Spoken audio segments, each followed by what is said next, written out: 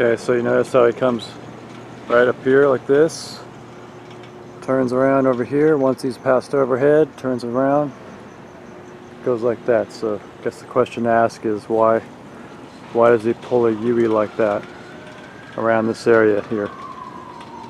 Must be a lot of bad people uploading reptilian shapeshifter movies around here. In scene 29, there's some serious shape-shifting. This bath scene will start with the hand, and his hand starts turning into all kinds of strange shapes. In particular, you'll see in this example, the two center fingers weld together. Keep in mind again that the pixels and blurring is an unfortunate side effect of zooming in on what is really a much smaller shot. And if you'll keep watching here, you'll notice that the two center fingers will weld together, and you'll also notice that the end finger there starts turning into a bulb of some kind, and then you'll also notice a interesting curving shape at the top.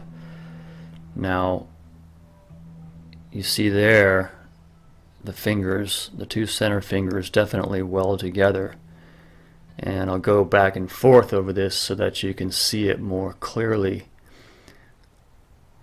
And here I'm going to go back and forth a little bit slower. This is forward. Right there, boom, see? Two center fingers come together. And it's really quite odd why that would occur.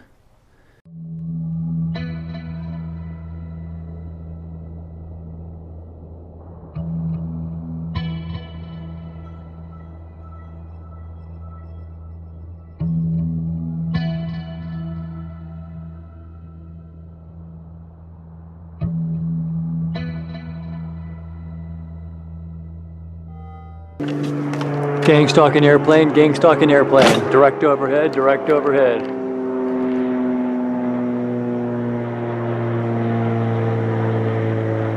Direct overhead, thought base buzz, thought base buzz. I was thinking about telling a group of firemen in front of a bunch of people to shapeshift. And that sparked that buzz, friends. How about that? The reptilians arrived here and again began to take over, instilled themselves in different places underground in the earth, and also this one part of them, the ruling part, took over and became involved in the politics and in the religion, and started controlling through these means at that point in time.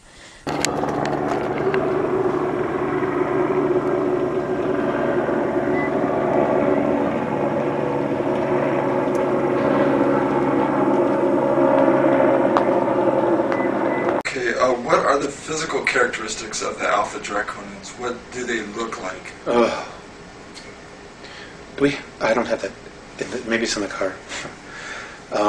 They're ugly. I mean, they think we're ugly too. You know, and I guess it's all a matter of perspective and belief system. In my belief system, and I'm only taking responsibility for me, they're ugly. They're anywhere from 7 to 22 feet tall. They can weigh up to 1,800 pounds.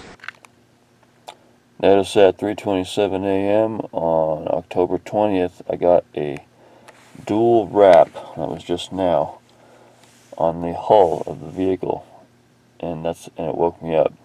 I got tap, tap, and it just woke me up. And this was right after I started working on the Jan Brennan interview.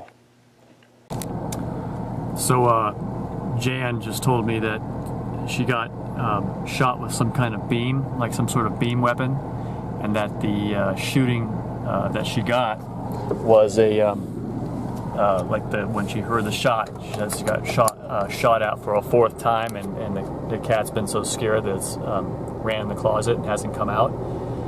And so she just told me that she thinks that that's a warning shot from for what they were going to do today, which was hit her with some sort of beam something or other, and she says she's never been in so much pain. So I'm really like feeling bad that you know, that happened, because I know it's probably from our activity online, and it's to punish her for coming forward.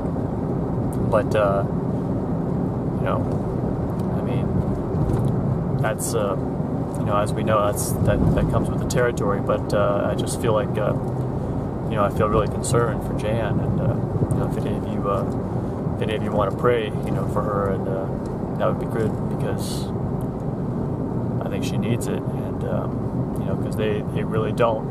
This is obviously very important to them that I'm coming forward with this, because I think that this alien abduction thing is all tied in to everything. It's tied into the control that these beasts have over Earth, and our whole situation. And by exposing it, it's hitting a raw nerve, because they don't want humans to know that we are part of their whole breeding program. And they are taking people and wiping their memory and implanting them with alien fetuses and bringing up hybrids, and they're forced to be taken on board these craft and give loving attention to these alien hybrid children, because the aliens themselves don't have any human compassion or emotion or feeling, and so they have to have humans fill in for this. And they're taken against their will. They're taken aboard craft, and a lot more stuff is going on than we even have any sort of idea of, as the work by Dr. David Jacobs confirms. And we just have to, you know, we got to do something about this. I mean, we got to speak up about it. We got to expose it, because I mean, we're just going to pass this on to our kids over and over, generation after generation. I mean, I don't think so. We got to stand up. We got to fight. And exposure, if exposure is all we have, you know, people like Carla Turner, Dr. Carla Turner, you know, she was killed, I believe, by these beasts that were abducting her for speaking out. They gave her fast-acting cancer, and she died in 1995. But the fact is that what remains of her work, these videos, inform people like me and inform the world that of her existence and what she went through with these alien abductions. And she was very much against it. And she was saying that, you know, we have a right to not have this happen to us. We have a right to speak out. And we wouldn't know about that. And we, you know, a lot of people wouldn't know about it, and it wouldn't be as common a knowledge if we didn't make videos and upload it. And they know that. They know that a lot of people are learning through YouTube, and they control YouTube to a certain extent. The only reason I can think that they don't just kick off anybody that they don't like is because God has also some control over it, at least in my opinion.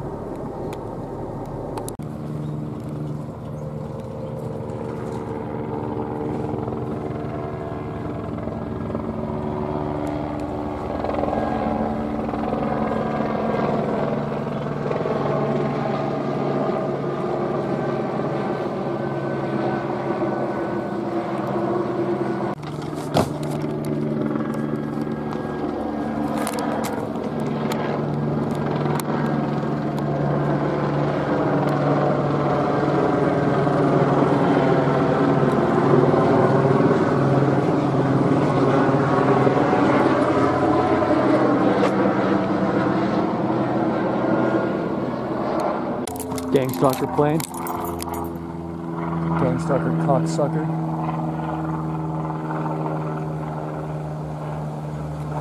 Direct overhead mini. Ooh, and notice the turn.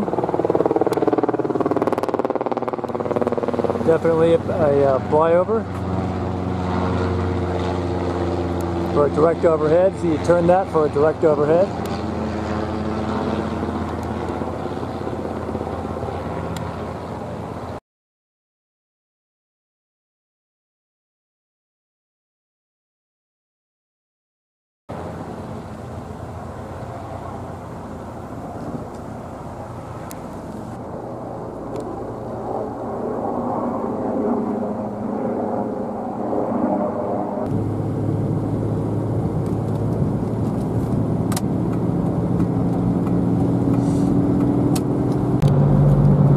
So I had a dream last night that I was with an old friend of mine, and we pulled off some sort of robbery, and there was like thousands of dollars that we stole, And what was weird about it is that this was the night that I had posted the second Jan Brennan interview, and both Jan and I were getting heavy extra gang stalking. Jan was getting extra DEWs, directed energy weapons. So was I. I normally don't get them too much, but this time I noticed it right away. The day that I was going to go, as I was going to go do the interview, I really noticed it with a big headache and like a dizziness. And then also today I got it, and I think they were doing that to me last night. But there was heavy helicopter harassment getting me. And so, but what was interesting was this dream that woke me up, I think around 1 a.m. And so what happened in this dream was that I had forgotten that I was a Christian.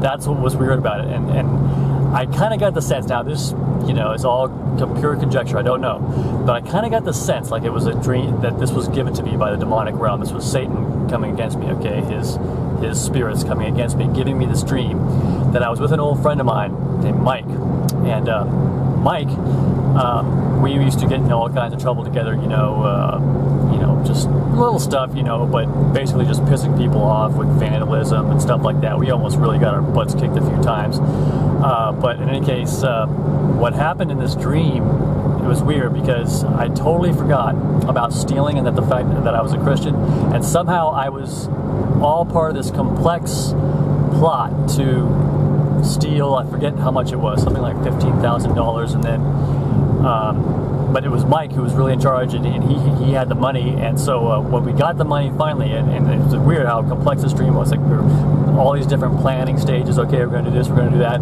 and then finally we're walking out with the money, and I said, hey, Mike, I'm a little bit broke, come on, give me a little bit of money. And he goes, well, I don't want to give it to you, something like that. And I said, come on, man, just give me a little. So he gives me a couple of $100 bills, and just a couple $100 to tide me over. So I say, okay. And but then as the dream progresses and I start thinking about the fact that we stole this money, it starts to weigh on me. And then further on in the dream, as I was in the dream, there were helicopters buzzing me, and I don't even know if it was because there was helicopters for real buzzing me outside my RV on the street at night. So that's what I was hearing, and then I was like, relaying it in the dream, because when I woke up from this dream, there were helicopters buzzing. That's how I woke up. I heard a so, I mean, it's kind of funny, but at the same time, this is, this is serious stuff. But in any case, so in this dream, I end up going to, as I'm hearing these chopper noises in the dream that tell me that they are, that they know that I have committed this crime, and that I'm, in cahoots with my friend Mike, and so I was feeling kind of guilty. It started to weigh down on me, and then I walk up to my friend Mike and I say, "Hey, Mike, are you sure? Maybe we should give the money. We should put it back." And as soon as I said that to him, or no, as I was approaching him, he drew the curtain so that no one could see us, because he knew I was going to tell him something secret. And then I said that to him. I go, Mike, are you sure? We should do this. Maybe we should put it back. And right when I finished saying that, boom! I woke up to the helicopters. I woke up out of my bed and hear the helicopters, and so I went out and filmed it. And but what I think might be the case is that they give you these dreams to harass you. And also I heard from somebody else. This is really good to share this information, because see, I didn't even, it's hard to formulate something on your own before you've heard of it. If you hear somebody else corroborate, then you can kind of connect the dots and come to a conclusion more quickly about it. And plus, sharing information is very important. I encourage everybody, if you're a TI, if you experience anything weird, don't keep it bottled up. Don't be too afraid to share. Like I was saying to Jan in the last interview, we gotta get this out there. We gotta share it. We gotta be open about it, including alien abduction and embarrassing stuff like sexual encounters. I mean, you don't have to be explicit about it, but just tell the truth about it, because I mean, this is our planet. We like it or not, we're here. We gotta live here, and if we don't make this information widely known and accepted as being the truth, this can just go on forever. That's how they keep it all under wraps, because humans in general aren't willing to accept it or talk about it. That's how they keep it under wraps. And I think that to get back to this dream, is that this dream was like one of those tactics that they use. It's a gang stalking tactic, and I've heard of neurotransmissions and so forth. And the other thing is, the thing I was going to say was a common factor that I heard from somebody else is that demons attack you at certain times of the day, and one of the things they do is in the morning there's a demon of negative thoughts. I think maybe it was Derek Prince that was saying this, I'm not sure, but can get you in the morning like a spirit of heaviness. That's what Derek Prince was talking about, the spirit of heaviness in Isaiah. I forget which verse it is, but he was saying the spirit of joy for the spirit of heaviness, but the spirit of heaviness alerted Derek Prince when he was explaining this that this is something that he had as an issue. He had depression. He suffered from depression, and what he realized was it was a spirit. It was a demon. It was with him that was giving him this depression, this negativity.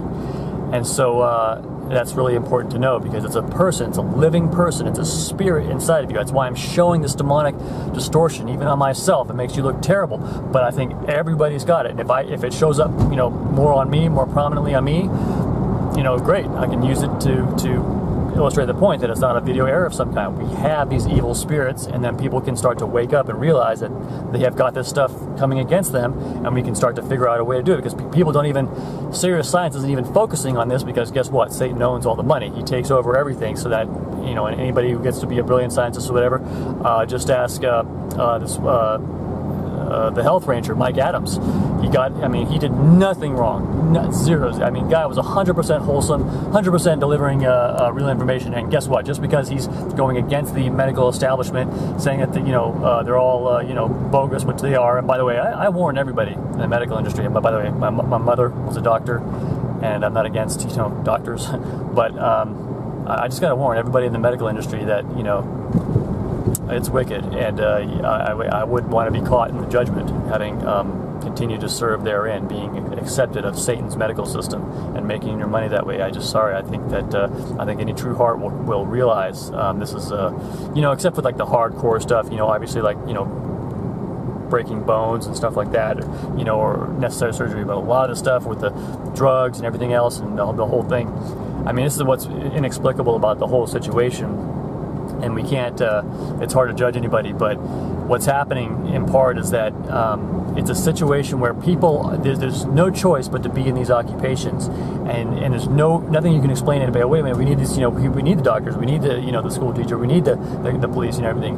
But as I've talked about this before many times, there's no explanation. But I think what happens is that the soul that will refuse to do it, to continue on that evil, a way will be provided, and the rest will go on. That's how it works. But in my opinion, the true soul will come away. The true Christian will realize that you just cannot continue to do these things. That's why, these things that it seems like you have to do. That's why Jesus says in Matthew 7, "Be away from me, you workers of iniquity," even though they did many wonderful works in His name, which I believe they did with the powers of the Holy Spirit that they were given, yet they continued in these works of darkness also. So, because they needed money. And that's why I say faith is an all or nothing proposition. Salvation is an all or nothing. You've got to give your life totally to God, because otherwise what's going to happen is you're going to say, well, we got to do this, got to do that. And next thing you know, you're doing the works of darkness, the iniquity, and you're not going to make it. That's why it has to be a faith is an all or nothing proposition. Making it is, is either make it or break it. You got to do it or don't. Yoda was right. There is no try. Helicopter flying overhead as I approached my RV coming home. It's called your arrival home buzz. Your arrival home buzz. There he goes. See, he's turning around. See how he's coming into this area here. I'm going to pull over here so you can see. Here he comes. Black and white LAPD.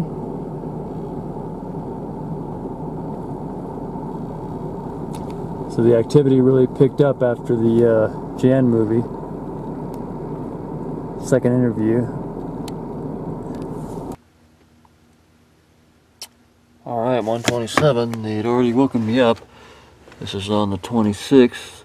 And we're getting another buzz. Another flyby. See if we can get that on video.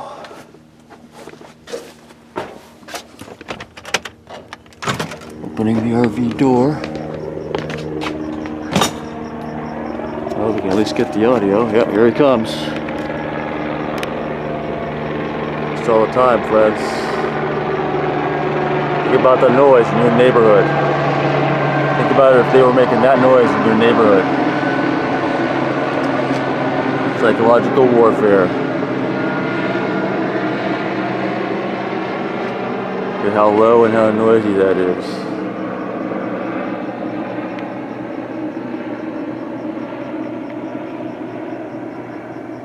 Yeah, and they already had woken me up. I think that was the same one. He's flying around. Arrival at destination, Buzz. Fire helicopter flying overhead right as I pull in. It's known as gang stalking and includes LAFD or holograms thereof. And I was prepared for that. Well, check this out. Pig faces. Now, these same pigmen you see in the movie The Boy and the Beast, and also in Duke Nukem, the cops, the LAPD and Duke Nukem. But I wonder if these are actual beasts, pig beasts. Because it can't be just serpents, because God says you are more cursed above all the beasts of the field. It's got to be different ones, see? And I was thinking that there's these pig ones, and there's also horse ones that I saw in Barbara Lamb. Barbara Lamb gave a live lecture that I attended.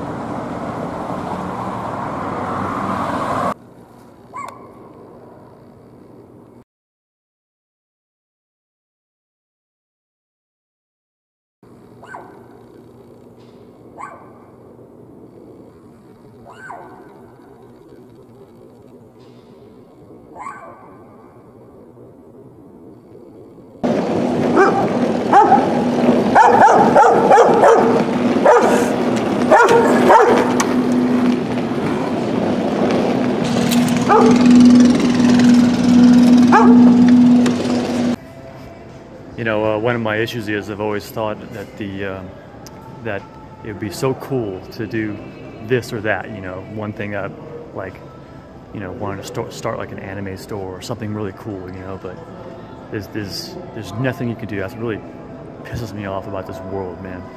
It's like there's just nothing you can do. It's all just, you know, all these uncool assholes. They're all run by devils. That, you know, the whole thing is about corruption. That's the whole story about it. That's what all they do. That's what it's all about.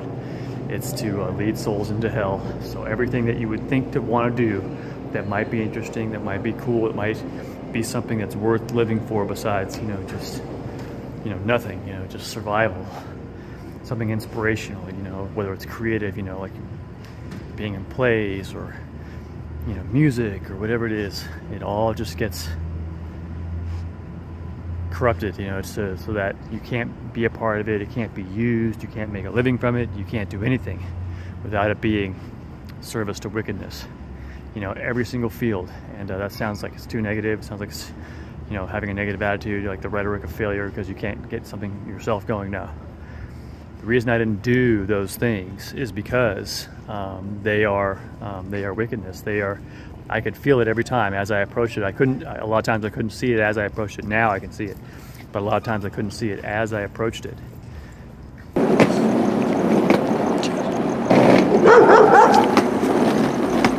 As I'm leaving, that dog barks again. Yeah, as I leave the coffee shop. But it was that same one. Notice how I pulled up right just in time for me to have him bark at me as I leave. Gang stalking plane. Thought-based buzz.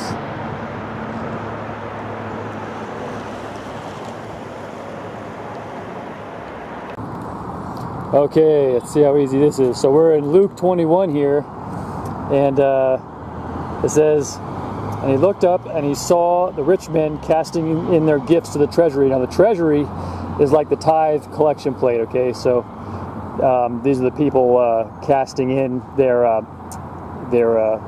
tithe, okay? And you know, paying tribute to the church.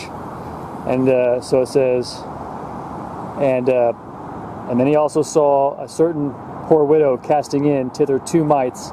And he said, Of a truth I say unto you, that this poor widow hath cast in more than they all. For all these have of their abundance cast into the offerings of God, but she of her penury hath cast in all the living that she had. And what's interesting about that is that I was thinking it's kind of saying that it's a relativistic situation where the amount that you are asked to contribute to the work of God is measured in part, the percentages, by how much you have. But it also tells us that the tithing and the offering that we make is necessary, because why would God in His Word tell us this story that, you know, the rich men cast in theirs, but also the rich and the poor both give. And just because the rich maybe cast in less because out of their abundance they cast in, that doesn't mean that their contribution was for nothing, because we know what the commandment says: thou shalt not steal. And the scripture says, where have we stolen? Where have we robbed the Lord? It says, you have robbed me in tithes and offerings. So that tells us that we are to contribute, and we are breaking the commandment if we are not giving the contribution to the work of God. All right, now as a Christian, you should always spend your time wisely and not frivolously.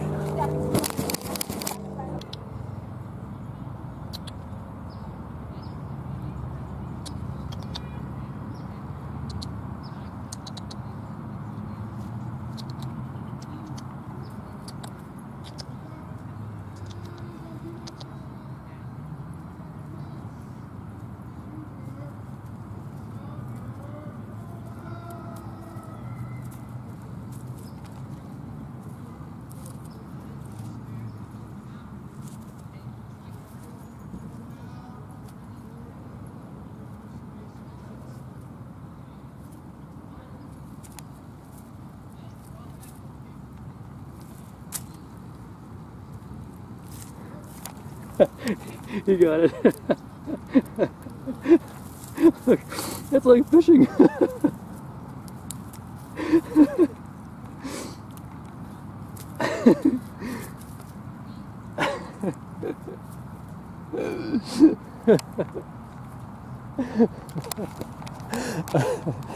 Well, it's good for a laugh. Then fine.